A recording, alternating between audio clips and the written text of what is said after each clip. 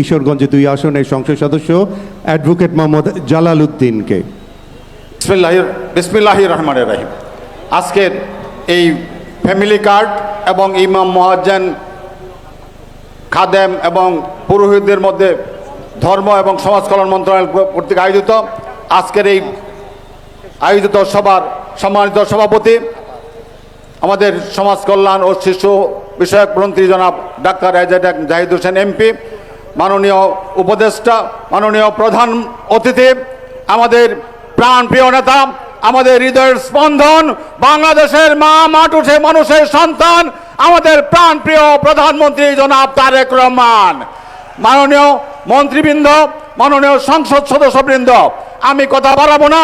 আমরা যখন নির্বাচনের গণসংযোগ করতাম যখন আমরা বলতাম আমাদের 31 দফা এবং আমাদের নির্বাচনী ইশতেহারের কথা যে আমরা ক্ষমতায় গেলে ফ্যামিলি কার্ড দিব, এই ফ্যামিলি কার্ডের মাধ্যমে একজন 2000 থেকে 8000 টাকা পাবে এবং ইমাম মুয়াজ্জিন খতিবদের ভাতা দিব, এই কথা অনেকে বিশ্বাস করতো না।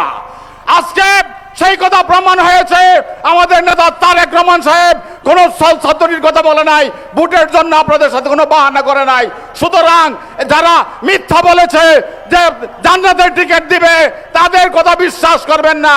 আমরা এই অনুষ্ঠানের আয়োজন করার জন্য মাননীয় প্রধানমন্ত্রী কিশোরগঞ্জ আসার জন্য কিশোরগঞ্জবাসীর পক্ষ থেকে ওনাকে অভিনন্দন এবং ধন্যবাদ জানিয়ে আমার কথা শেষ করছি।